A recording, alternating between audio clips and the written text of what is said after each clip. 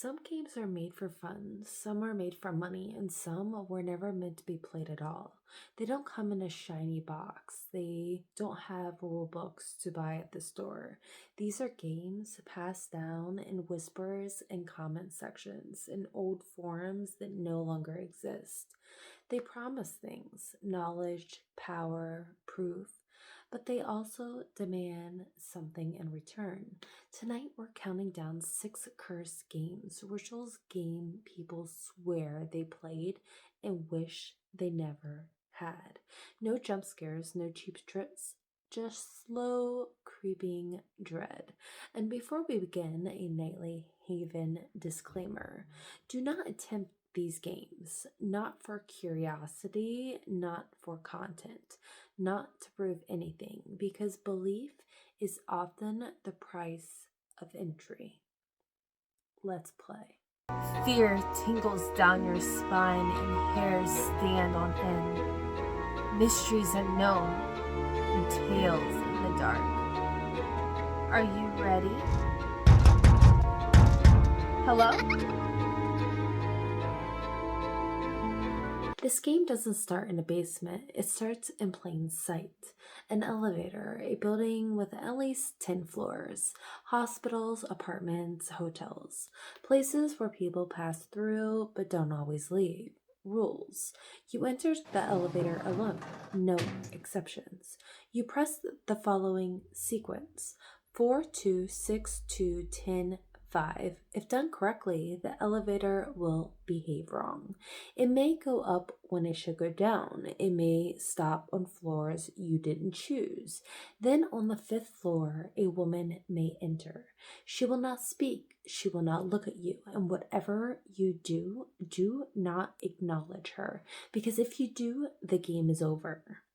The other world. If you continue on the 10th floor, the doors may open to a place that looks like your world but empty. No people, no movement, only a red cross glowing in the distance. Players claim phones stop working, sounds disappear, and the woman, she may ask one question: where are you going? If she speaks, you stayed too long.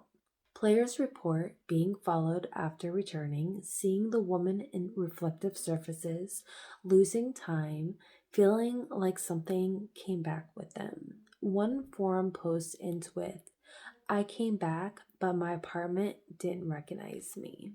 This game doesn't hide you, it hides something else. Originating in Japan, this ritual is meant to summon a spirit and trap inside a doll. What you need: a stuffed doll with arms and legs, rice, red thread, a knife, your blood. Already a bad start. You remove the doll's stuffings, replace it with rice, add a piece of yourself. You sew it shut with a red thread. At 3 a.m., you name the doll. Then you turn off the lights. You say, first, your name is it. You stab the doll and you run. The game, you hide. The doll looks for you. Oh, no. No, thank you. Players claim to hear footsteps, giggling, wet dragging sounds. The doll is not supposed to move, and yet people swear it does. To end it, you must find the doll, spray salt water into its mouth, and say, "I win." But some players never find it, and some swear they did find it right where they were hiding.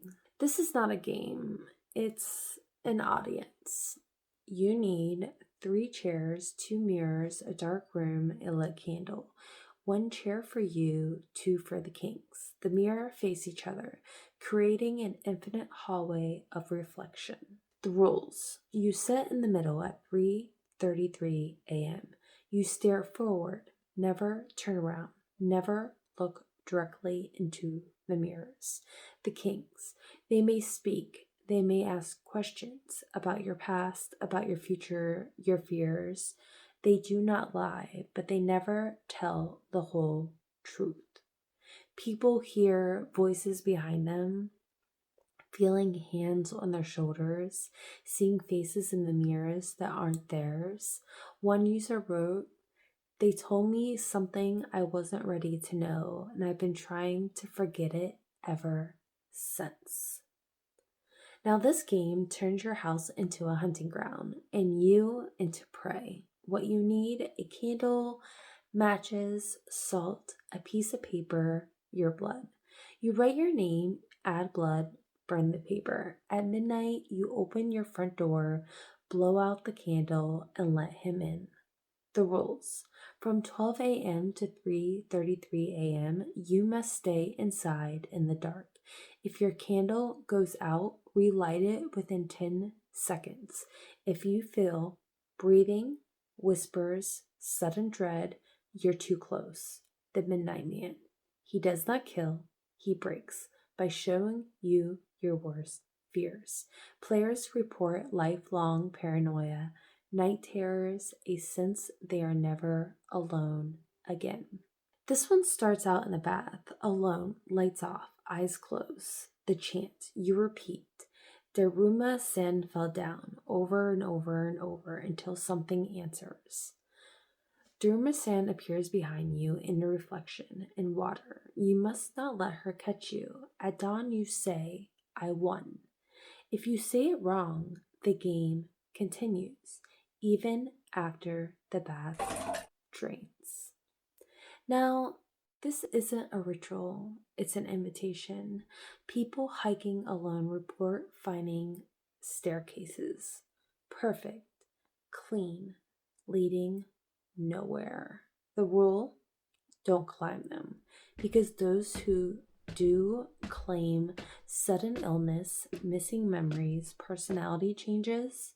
Search and rescue workers refuse to approach them. One allegedly said, if you see stairs in the woods, something wants you to come closer. Every culture has forbidden games because humans have always tried to peek behind the curtain to test the dark. But the dark remembers. It remembers your name, your voice, your fears. So if you're ever tempted to play, ask yourself, are you trying to win?